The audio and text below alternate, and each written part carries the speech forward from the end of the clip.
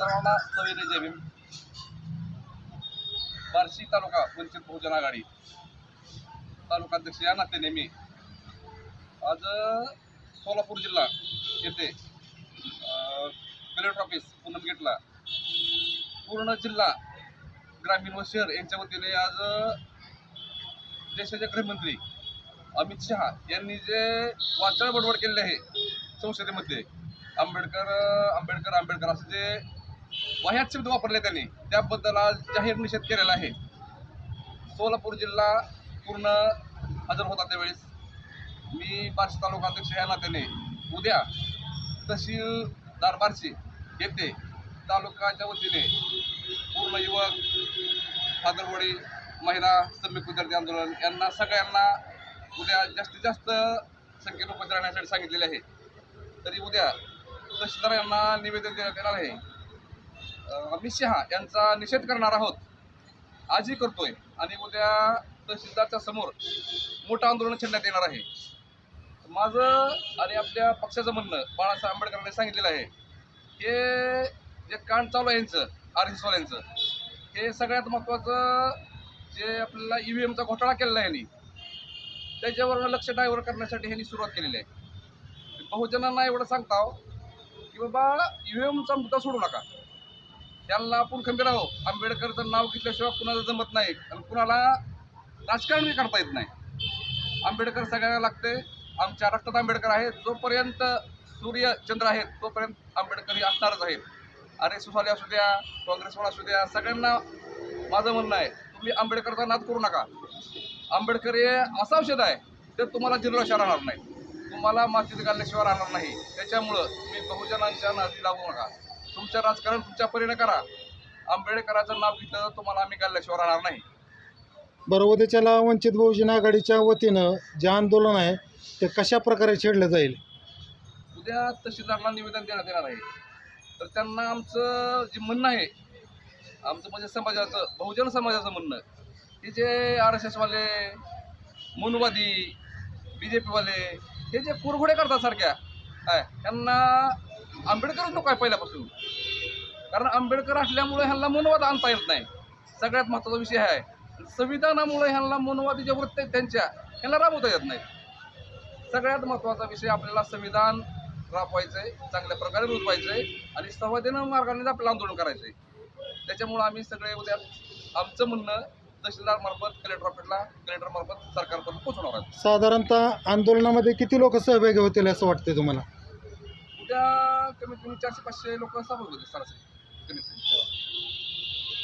मग जाहीर निषेध करण्यासाठी तुमचा काही मोर्चा वगैरे आहे का तहसील कार्यालयावर? आंदोलन आहे आमचं.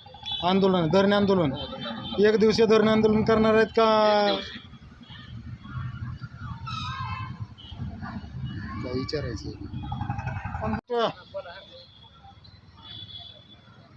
आपल्या देशाचा गृहमंत्री असलेला अमित शहा हा गुंड प्रवृत्तीचा आहे. या अमित शहाने मोदींबरोबर मिळून गोधरासारख्या हत्याकांड घडवलेले आहे, सर्वश्रुत आहे. आपल्याला माहीत आहे की हे जी पिलावळ आहे RSSची, ही जात्यांत शक्ती अनेक प्रकारे आपल्या देशाला घातक असे वक्तव्य करत आहेत. डॉक्टर बाबासाहेब आंबेडकरांच्या बद्दल त्यानं जे अनोद्गार काढलेले आहेत त्याला खूप गोचलेलं आहे. मुख्यतः प्रामुख्याने या देशामध्ये श्रद्धेय बाळासाहेब आंबेडकर यांनी जे EVM मशीनच्या विरोधात जे आंदोलन उभं केलेलं आहे, हे आंदोलन चिरडण्यासाठी त्यांना त्या ठिकाणी अशी कृती केलेली आहे. आज संविधानाचं आपण 75वी वर्ष साजर करत आहोत आणि हे चालू असताना परभणीत एक शिल्प फोडून त्या ठिकाणी संविधानाचं शिल्प फोडून त्या ठिकाणी अवमान केला जातो.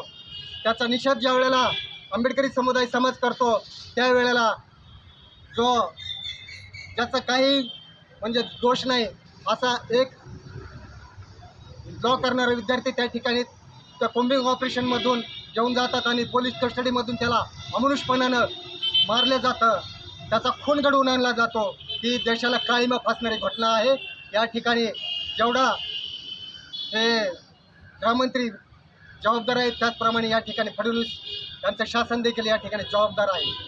हे शासन अशा पद्धतीचं कार्य करत असतानाच दुसरी घटना या ठिकाणी मस्साजोग येथे घडली.